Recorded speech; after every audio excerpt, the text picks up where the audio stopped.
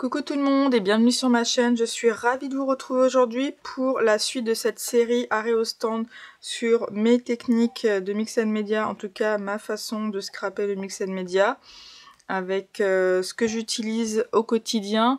Donc on démarre cette série avec, enfin on continue plutôt la série puisque la semaine dernière nous étions sur les supports, on passe aux apprêts.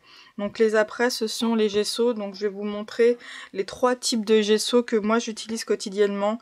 Donc du gesso blanc, du gesso noir et du gesso transparent.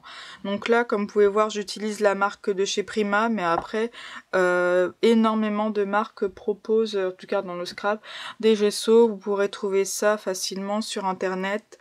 Bien sûr, ces vidéos ne sont pas destinées à vous présenter des marques de produits, des tests également de produits. C'est vraiment des tutoriaux en fait, mais sur une très longue période et très expliqué un maximum pour que vous puissiez vraiment apprendre, en tout cas moi vous montrer mes techniques et comment je scrape du mix and media. Après si vous recherchez vraiment à des vidéos tests de produits façon télé-shopping, vous présenter plein de marques différentes et avoir des avis, vous trouverez ça facilement sur YouTube en tapant test, gesso, test texture, enfin vous trouverez vraiment plein de vidéos de scrapeuses qui vous proposent ce type de vidéos avec différentes marques. Moi je vous montre vraiment les produits que j'utilise au quotidien dans mon scrap, donc j'ai pas de marque à vous présenter, je vous donnerai pas mon avis sur tel ou tel produit. Ça ce sont des produits que j'aime utiliser, que je trouve vraiment très très simple d'utilisation. Et j'ai pas cherché ensuite à utiliser vraiment d'autres marques puisque, comme certaines me connaissent, je suis fan de la marque Prima et je trouve qu'ils font des très bons produits de très bonne qualité. Donc voilà, donc on va passer maintenant au gesso et comment j'utilise le gesso. Après, donc du gesso, donc il en existe trois différents. Moi j'utilise essentiellement en pot, mais vous pouvez également trouver dans le commerce en tube ou même en aérosol quand on veut utiliser derrière de la peinture comme du pastel, ou alors si je ne me trompe pas de l'aquarelle, où il y a des gessos spécifiques pour ces deux types de peinture. Donc là dans le scrap on utilise du gesso en général liquide et en spray, j'en ai jamais vu et moi personnellement j'ai jamais testé, je sais pas du tout ce que c'est et j'achèterai pas puisque là j'ai ce qu'il faut.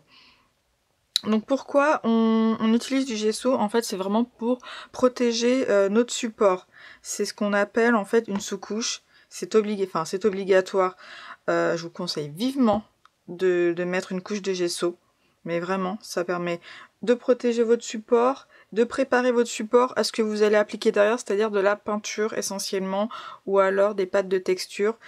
Et ça permet vraiment d'imperméabiliser votre support, qu'il soit en bois, en carton, de papier. Je vous conseille vraiment d'en mettre, c'est indispensable si vous voulez que votre travail derrière perdure dans le temps et ne se dégrade pas, si vous voulez pas que la peinture attaque votre support. C'est vraiment une sous-couche, un après, et c'est pour protéger votre support. Donc moi comment je l'utilise? Déjà on va commencer par ce qui est plus simple, à vous expliquer. Mon gesso clear, donc le gesso transparent. Donc il n'est pas transparent quand on l'applique, mais en le séchant il le devient. Donc moi je l'applique sur quand je vais scraper des pages, parce que j'utilise du papier imprimé et que derrière je veux qu'on puisse voir en fait mon papier en dessous. J'ai pas envie d'appliquer un gesso blanc ou un gesso noir qui va derrière cacher mon impression papier, ce que je trouve totalement dommage. Donc je l'utilise essentiellement sur mes pages, mes cartes, ou alors sur des tags si jamais je veux garder l'impression du papier. Là je vous ai mis un papier, donc je l'applique moi avec un pinceau.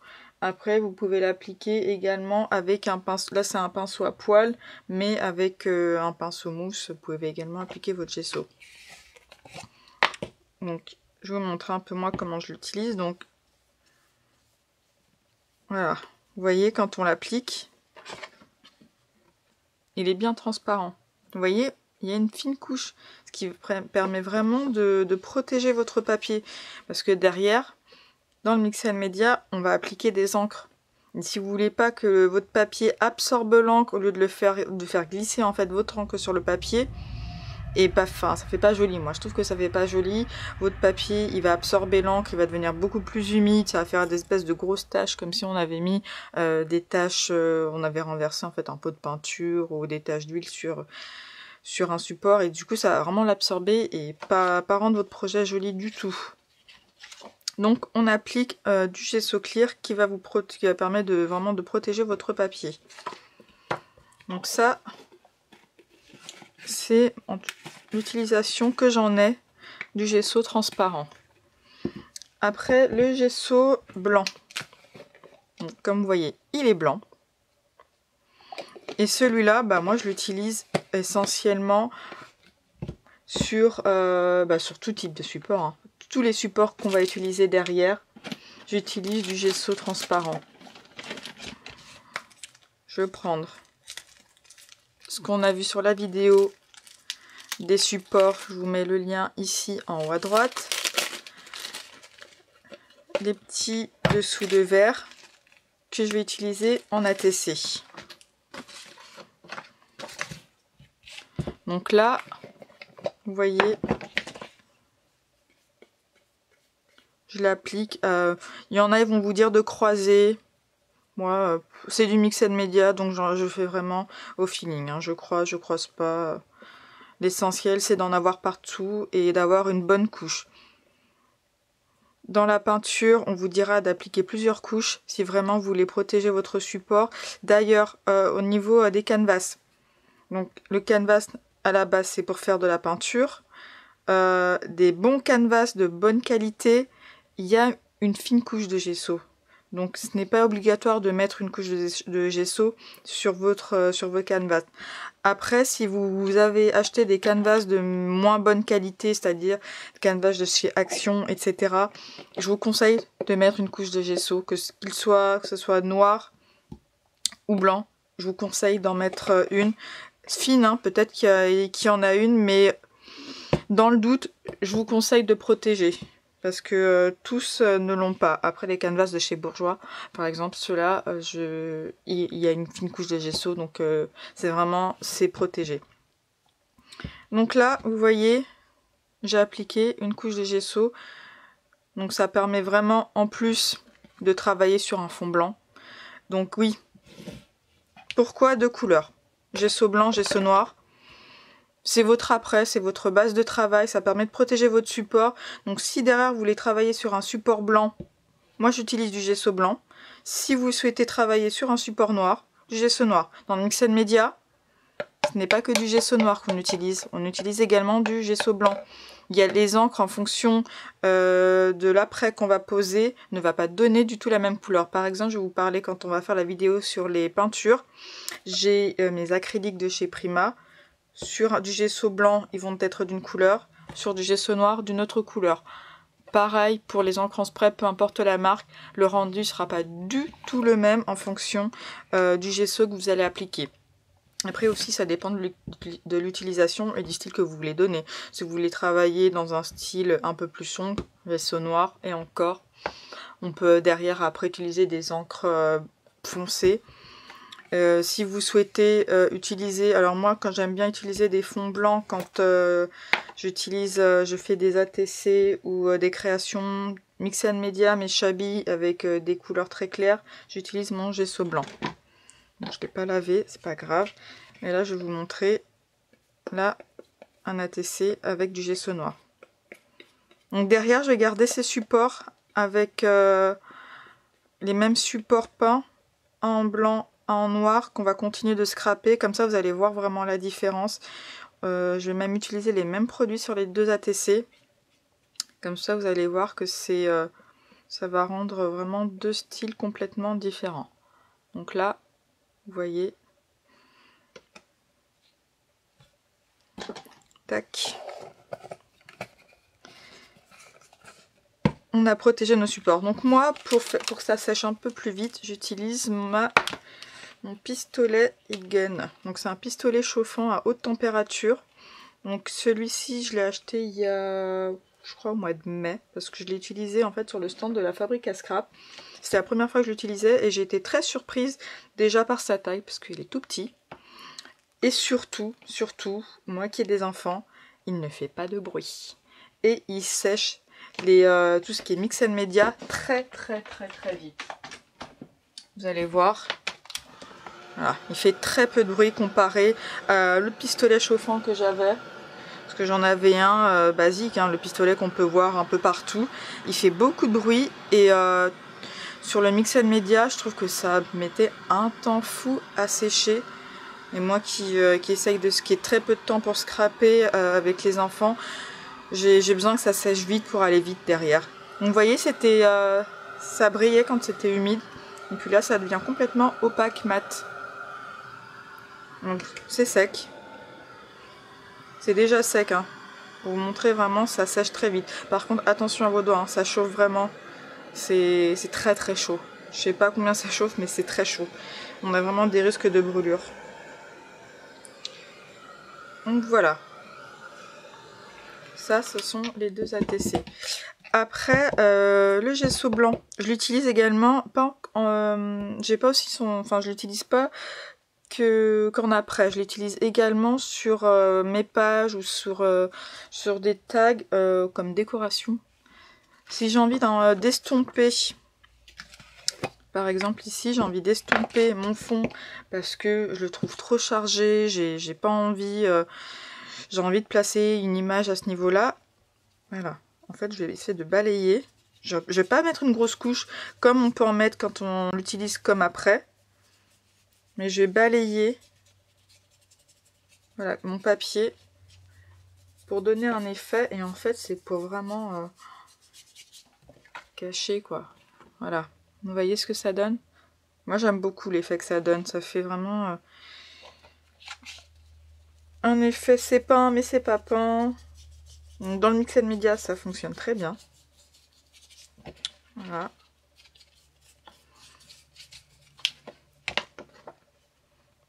C'est très joli, vous voyez, ça estompe vraiment les papiers chargés. Et ça permet, moi en tout cas d'ailleurs, je positionne mon embellissement, ma photo, mon image. En général, là je peux prendre par exemple, bon là ça va pas du tout avec, hein. Voilà, un tag, tac. Enfin une image que j'ai découpée dans un autre papier. Et ça permet de placer, ensuite on embellit tout autour. En tout cas, moi je l'utilise tel quel.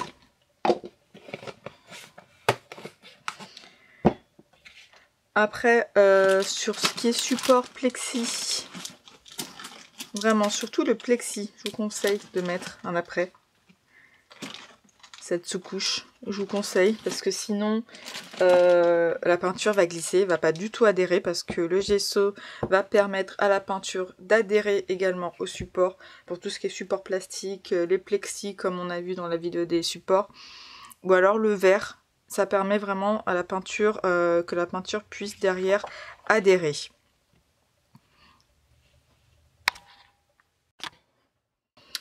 Alors, comme le gesso, c'est un après, donc une sous-couche. On sous-couche également, en tout cas moi je sous-couche mes embellissements. Mes embellissements en plâtre, en tout cas en pâte durcissante, je les protège.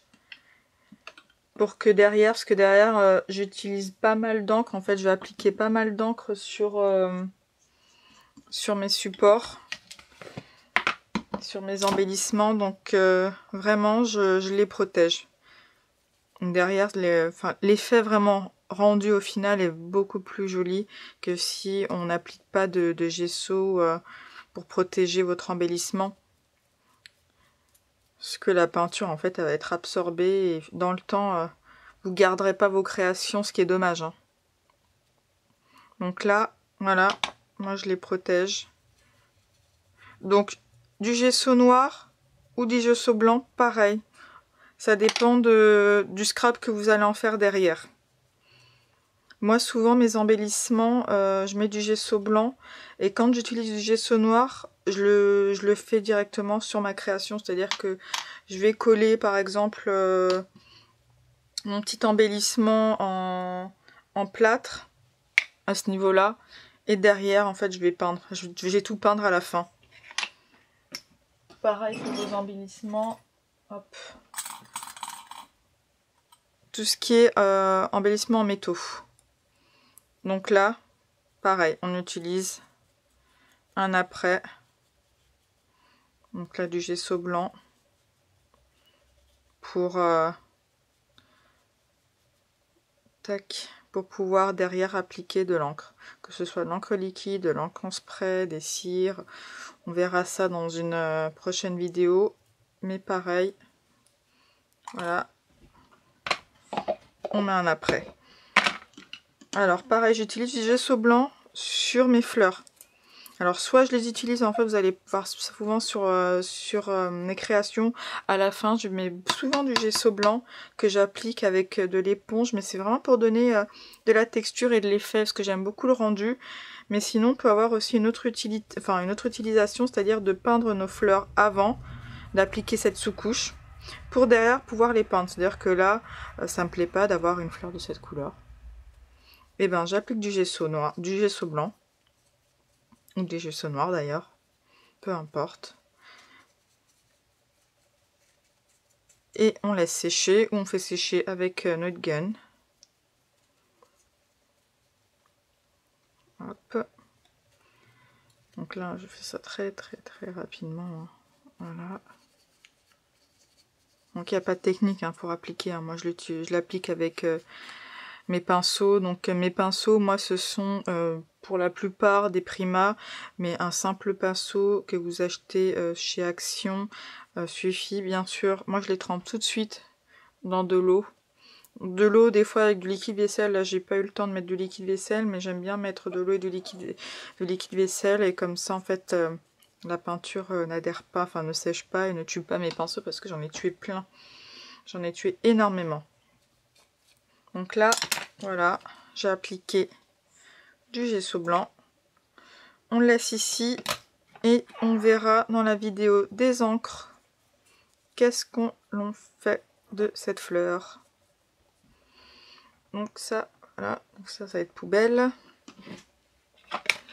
Donc là, j'ai fait quelques embellissements avec du gesso blanc.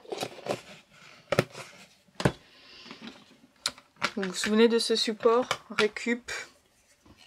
Donc je vous avais dit qu'on allait utiliser tout ce que l'on voit ensemble. Comme ça va vous donner des idées. J'aime bien garder, moi, je trouve que ça donne un style un peu à notre tag au final. Donc je vais garder cette petite fente. Et on va se créer un tag ensemble. Donc je prends les mesures, il fait 13 cm sur 28,5. Il n'y a pas de dimension pour les tags. C'est juste que j'essaye, là je le trouve un peu trop large en fait. Donc je vais plutôt passer sur un 10 cm. Donc je vais enlever un 5 de chaque côté. Donc là ça va pas découper, mais c'est juste moi pour marquer. Voilà. Comme ça, je sais où découper. C'est bien droit. Donc du coup, là, mon tag fera 10 cm de large. Voilà. Donc, pareil, hop. Ça me sert de point de repère, en fait, de ligne de repère. Après, vous pouvez prendre aussi une règle et un crayon, tracer un trait, ça marche tout aussi bien. Et en hauteur, on va partir sur 19. Oui, je sais, c'est pas un chiffre rond, mais j'aime pas trop les chiffres ronds. Donc, on part sur un tag de 10 sur... Bon, allez, 20, ça sera plus simple pour la suite. Hop, 10 sur 20. Voilà.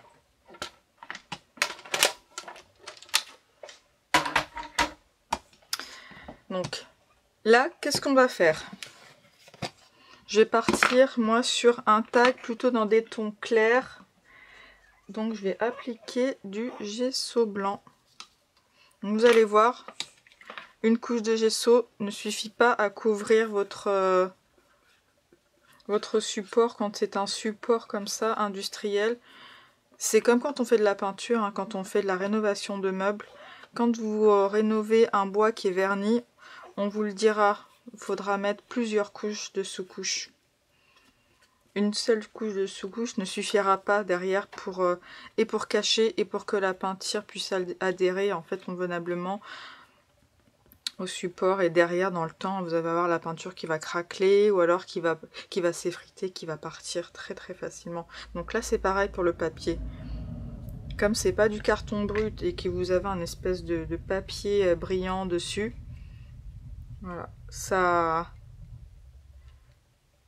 on voit au travers, mais moi c'est pas grave parce que derrière on va appliquer de la texture, des encres, et que j'ai pas besoin que mon fond soit uniformément blanc. Vous voyez, on voit vraiment à travers. Mais moi j'aime bien l'effet que ça donne. C'est ça aussi le Mix & Media. C'est aussi laisser le produire agir comme il en a envie. Et laisser aussi, voilà,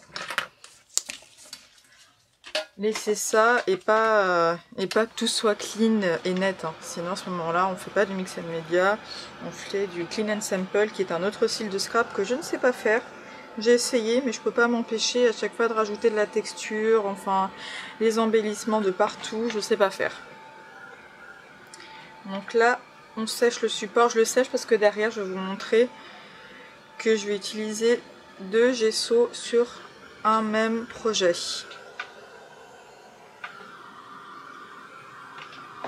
Donc là, j'ai mon gesso blanc que je fais sécher.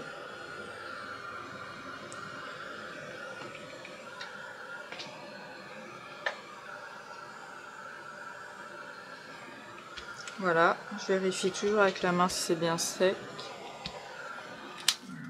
Vous voyez, on voit vraiment au travers, mais c'est pas grave. Et derrière, je vais mettre du papier. Donc là, c'est un papier c'est de la marque Prima, je crois que ça doit être, oui, c'est l'une de leurs dernières collections, Apricot Nez Collection. Si vous voulez voir à quoi elle ressemble, je vous mets le petit lien vers la vidéo en haut à droite, ici. Donc, sur mon support, je vais découper. Découper, hein, je déchire. Parce que moi, quand je scrape, mes ciseaux, je les utilise très rarement. Je vais surtout utiliser mes doigts et déchirer mes papiers. Donc là, vous voyez, je vais mettre un papier. Je vais pas le coller tout de suite parce que pareil, on verra ça dans d'autres vidéos. C'est quelle colle j'utilise et comment moi je fais pour donner du relief et du volume à mes créations. Par contre, derrière, je sais que je vais utiliser de la peinture, des encres, etc. Donc, qu'est-ce que je vais utiliser? Du gesso clear. Parce que je veux qu'on puisse... Alors, j'ai plus de pinceau. Comme c'est du gesso clear, je ne vais pas utiliser mes pinceaux. Je vais utiliser du gesso blanc et noir. Ça, c'est pas complètement bien nettoyé dans mon eau, qui est complètement noir à cause du gesso noir. Donc, je prends un tout petit pinceau, ce qui n'est pas pratique. Je vous conseille d'utiliser un pinceau plus épais. Donc là, j'utilise du gesso clear transparent. Du gesso transparent, restons français. Sur mon papier imprimé, car je veux qu'on puisse en fait voir cette impression brique que j'aime beaucoup dans cette collection. Voilà. Tac. Donc là, pareil, c'est humide. On a l'impression que ça brille. Mais en séchant, ça devient mat. Donc on fait sécher.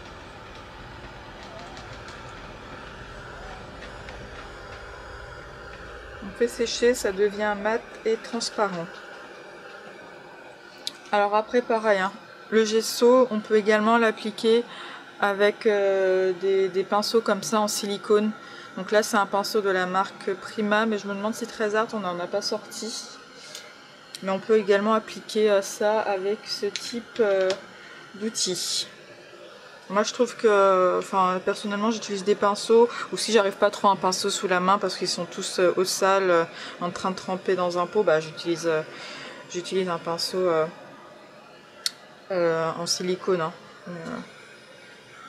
Je m'arrête pas à ça. Donc voilà, vous voyez, le gesso a complètement séché.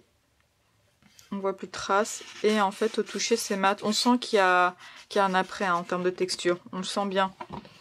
Donc ça, on ira le positionner à ce niveau-là. Mais je le collerai quand après la vidéo des textures. Parce que je pense qu'on va mettre ici de la texture. Et la vidéo de la colle, on va s'occuper pour pouvoir coller nos morceaux de papier. Donc ça reste en fait les morceaux de fond de papier. J'applique de l'après, mais ensuite après sur toutes les feuilles que je vais rajouter, les morceaux de papier, les embellissements en papier, derrière je vais pas mettre de l'après. Parce que l'encre serait essentiellement dans mon fond. Voilà, cette vidéo se termine, j'espère qu'elle vous aura plu. Surtout n'hésitez pas à me dire si cette nouvelle série de vidéos vous plaît et si j'explique assez précisément pour vous, parce que après bon j'essaie de donner pas mal de détails. Mais bon après je pense que j'oublie aussi certaines choses, donc n'hésitez pas à me poser des questions si jamais c'est le cas, si je suis pas assez précise dans mes explications. N'hésitez pas également à vous abonner à ma chaîne pour pouvoir suivre les futures vidéos qui vont arriver, notamment la prochaine sera sur tout ce qui concerne les textures. Donc on va avancer vraiment par étapes, vous voyez bien qu'il y a un ordre assez, enfin en tout cas dans ma logique à moi, c'est-à-dire on a commencé avec les supports, ensuite les après. Et en général, moi après les après, j'applique de la texture sur mes créations. Donc pour pouvoir continuer avec vous à faire ces 3 projets, parce que du coup on fait 3 projets ensemble, un tag et 2 ATC, un sur fond noir, un sur fond blanc. J'applique maintenant, enfin on va appliquer ensemble de la texture. Et différents types de textures, parce que ce que j'aime appliquer sur un fond noir n'est pas la même chose que ce que je vais appliquer sur du fond blanc. Mais ça, on verra ça ensemble la semaine prochaine, puisque toutes ces vidéos sortiront tous les mercredis matin 8 h et vous en aurez à peu près, je pense, une dizaine. Donc 10 semaines de vidéos sur le Mix & Media et sur comment je crée un projet de A à Z. Donc j'espère vraiment que ça vous plaît. N'hésitez pas à liker cette vidéo, à me laisser un petit commentaire également en bas. Je vous mets en barre d'infos la liste de ces 3 produits que j'utilise. Donc le gesso white, le gesso clear et le gesso black. Donc blanc, transparent et noir. Ainsi que les liens vers des boutiques où vous pouvez les trouver et les acheter. Je vous dis à très bientôt, je vous souhaite de très belles créations et merci encore pour l'enthousiasme que vous avez eu concernant cette nouvelle série de vidéos et mes nouvelles abonnées. Merci beaucoup, je vous dis à très bientôt.